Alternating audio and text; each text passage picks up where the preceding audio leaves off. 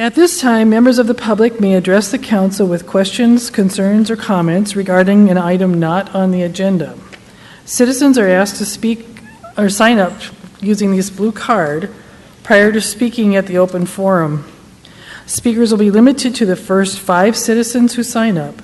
The council members will not ask questions of the speakers, but rather refer the matter to the administration with a request for a follow-up report.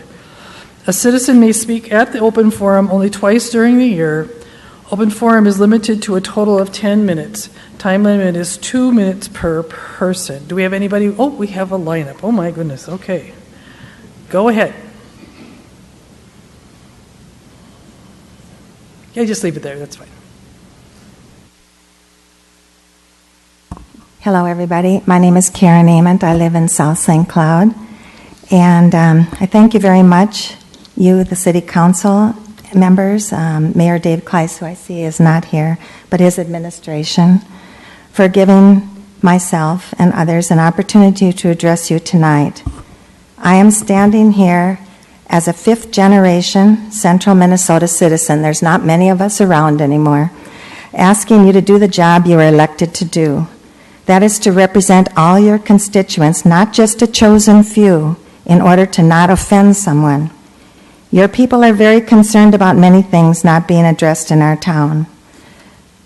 A very grave concern about St. Cloud being faced with major issues due to St. Cloud State University enrollment and dropping steadily. St. Cloud State U is a valued partner who we need to be healthy.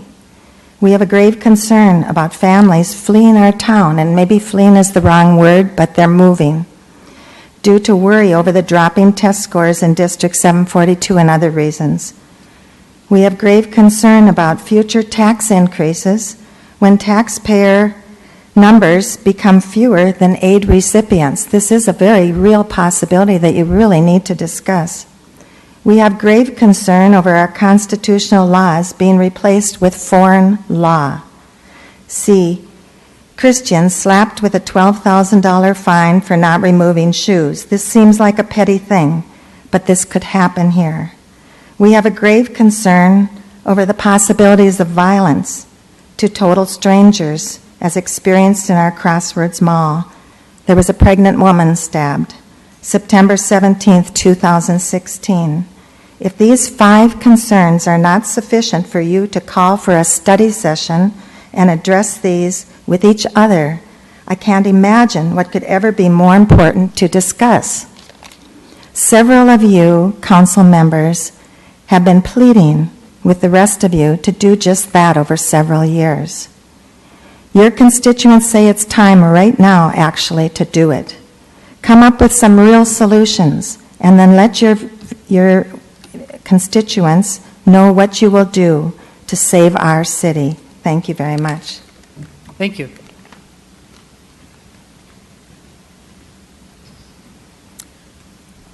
My name is Kay Steiner, and I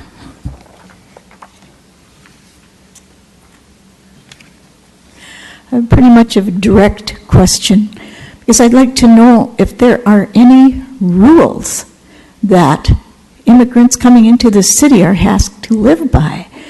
We have, I think you notice anytime you pick up St. Cloud Times paper and look at the amount of kids that are being born to the incoming immigrants, and people who are directly saying to us, if you approach them and you talk to them for a while, one said to me, well, you're German, aren't you? And all these Germans come into St. Cloud, so you have lots of Germans, so we'll just come in that way too, and there'll be lots of us. But the question I have for you is, what about the marriage rules? What about citizenship rules? What are the rules in St. Cloud? You need to list and let us know what you're asking immigrants to do when they come in here. Who's paying for them? Who is supplying the wants for their living and for their food and for their kids going to college? Who's paying for that? But the biggest one I'd like to know is they also, under their Sharia law, they can have 4 or 5 wives. And one fellow was bragging that, well, he plans to have 30 kids. Well, he probably will make it with 4 or 5 wives. So, we wouldn't let Utah into the United States without changing their laws to a monogamous marriage. So what are we doing in St. Cloud to allow this? And is there some way you're checking up on this so that you know who's legally married? To whom and how many wives they have? We must have some rules. We're not going to survive by 4,000 kids a day being aborted in this town. If you think we're going to survive, it's over. We have to have some rules. I don't care what religion or what background you come from. The rule of law has to prevail. And if we don't have that, we're not going to have a nation anymore. Language, borders, and culture. And I want you to think seriously about that and give us some good answers when you say something. Thank you. Thank you.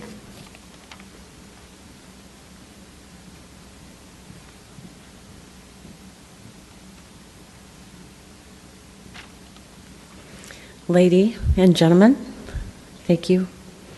Throughout Minnesota, we are watching our communities being transformed by varying degrees through the refugee resettlement program, deeply affecting the safety and livability of our neighborhoods.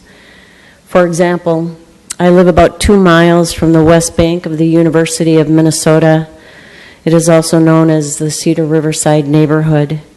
Due to its large Somali immigrant population, it's also been called Little Mogadishu, named after the capital of Somalia. As a result, this area has been recognized as a hotbed for jihadi recruitment. Also, an explosion occurred there on January 1st, 2014 that killed 3 people and injured a dozen others, many of them severely burned. Despite the denials of the Minnesota FBI of any ties to terrorism, research revealed that the owners of the buildings did have ties to terrorism and the funding of terrorism. Currently, a Sharia cop with 10 subordinates patrols the neighborhood enforcing Islamic Sharia law. In Minneapolis, unfortunately, this is only the tip of the iceberg of the fundamental transformation of this city. My friend Margaret, who resides in St. Cloud, and I have shared mutual concerns about the unfortunate and dangerous consequences of the refugee resettlement program. It was only 9 months ago, I'm sure you recall, that a Muslim at the Crossroads Mall asked shoppers if they were Muslims and stabbed those who are not, injuring 10 people before he was finally shot and killed by an off-duty police officer. Last June 14th, I was invited to attend the Lutheran Social Services quarterly consultation meeting of stakeholders that bring in and resettle the refugees. It is supposed to be a public meeting, but unfortunately my friend and I were informed professionally, politely, but firmly that there wasn't any room for us, the taxpayer. There is growing concern about the alarming costs of refugee resettlement to our communities, and so, for my children's sake and your children's sake, we are beginning the arduous task of collecting data on this stealth invasion. We are here to request information from you. How many refugees are coming? From where? And what will be the costs? And one more. 2 more. How do the expected arrivals fit the city plan? And then who should I follow up with in a couple of weeks with this information? A letter will be sent to you from the administration. Okay, thank you. Thank you.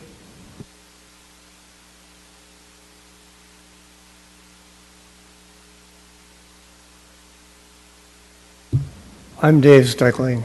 I live on 2223 Clearwater Road. My next birthday, I'll be 80 years old, and I've lived in this town for 78 years. In 1904, my grandfather was a council member like you folks. And if he were around here today, I'm sure he'd say, I'm going to talk about this. The three ladies that came before me, they each hit a run. I hope I can bring them all home with a home run here.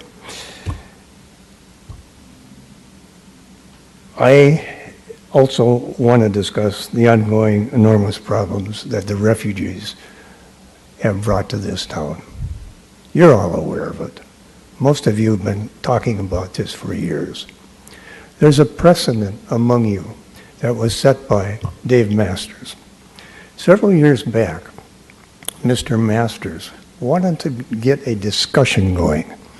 He invited Tom Emmer, a member from Lutheran Social Service, Catholic Charities, and the school board to meet at the library. 3 of the members agreed for that discussion. Tom Emmer, in the end, for reasons unknown, backed out. But Dave started this ball rolling. Recently, Mr. Hontos, Mr. Johnson, and Mayor Kleiss attended Lutheran Social Service quarterly meeting. So there is interest among 4 council people and the mayor. One of the council members, I believe Mr. Johnson, introduced a motion to have a discussion several years back or a year back. 3 of the members, Mr. Hontos, Ms. Lewis, said yes, but it needed 4 for you to pass a resolution, even to talk about it. We have problems. We need it talked about. My question is, Mr. Kaufman, Mr. Liebert, Mr. Gerger, and Mr. Laraway, what are your feelings about discussing this? And if you don't care to discuss it, would you please tell the people that voted for you why? And the rest of us who live in this city, why you will not discuss a problem that every one of us sees daily. Thank you. Thank you.